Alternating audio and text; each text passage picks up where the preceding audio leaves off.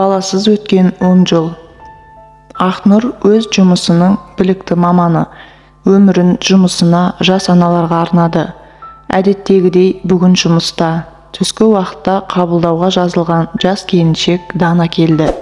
Ақнұр мен Дана бір-бірін тез түсінісіп, тіл табыса білген дәрігер мен емделуші ғана емес, сонымен қатар сырлас құрбы болды.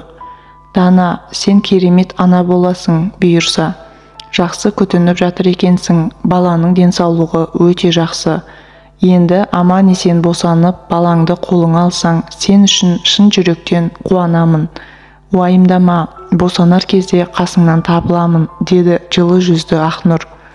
Айтқаныңыз келсін, Ақнұр әпке, сіз мен үшін тек дәрігер емес, жақын әпкемдей болып кеттіңіз. Қамқорлығыңыз үшін үлкен рахмет. Күйеуім мен ата-енем мені жүкті екенімді білген күннен бастап, маған тек қамқорлық көрсетеді.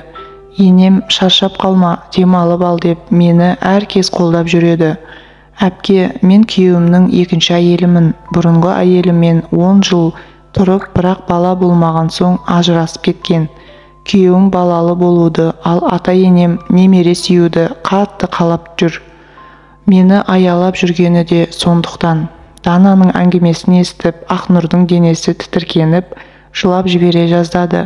Мүмкін тағдыры ұқсас болғандықтан болар. Бағдат пен Ақнұр студенттік шағында танысып, көңіл жарастырып, шаңырақ көтерді. Әр күні бақыт пен шаттыққа толы болған. Жұбайлардың басты арманы балалы болу еді. Алланың сынағы болар. Ақнұр бала көтере алмады. Арадан 1, 2, 5, тіпті 10 жыл өтті. Бірақ Ақнұр бала көтермеді. Бір қуантарлығы, Бағдат пен оның ата-анасы Ақнұрды өз қызындай жақсы көретін. Әлі ақ бала көтересің, немереміз болады деп әркез жұбатып, қолдап жүрді. Ақнұр өзі гинеколог болған соң бала көтере алмайтынын білетін, бірақ үміт шіркін үзілмейді ғой. Өз-өзін сүйген жары Бағдатты да алдап, жүрегіне 10 жылдай уақыт болды.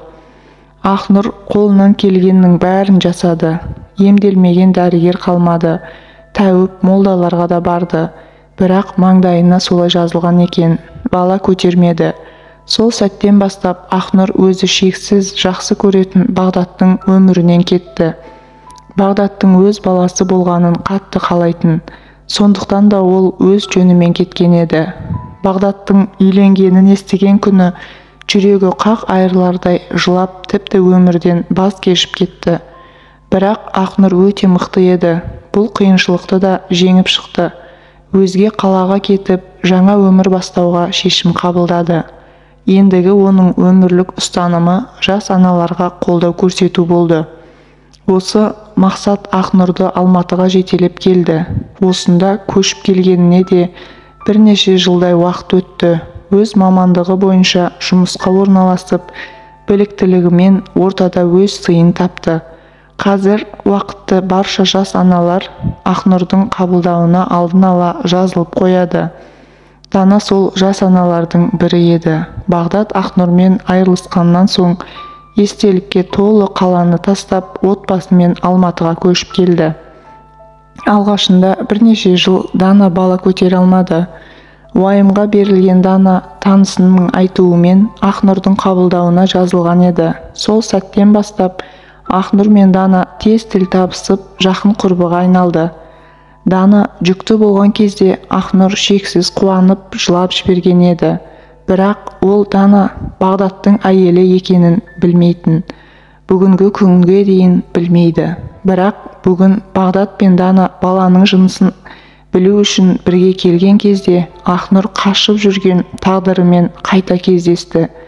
Ақнұр шексіз сағынған Бағдатты көргенде аяқ-қолы дірілдеп, көзі жасаураған күйі сыртқа шығып кетті.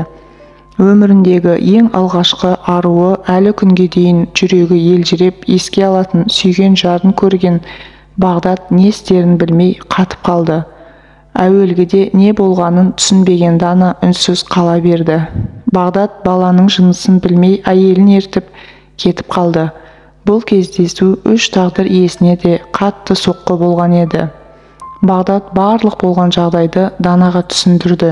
Қанша қашқанымен Бағдат пен Ақнұрды тағдыр қайта кездестірді. Дана өте парасатты әйел. Бұл оқиғаға ешқандай қарсылық танытқан жоқ.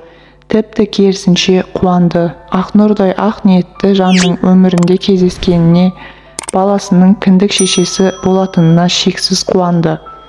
Дана шекесі торсықтай Мирас есімді ұл баланы дүниеге әкелді.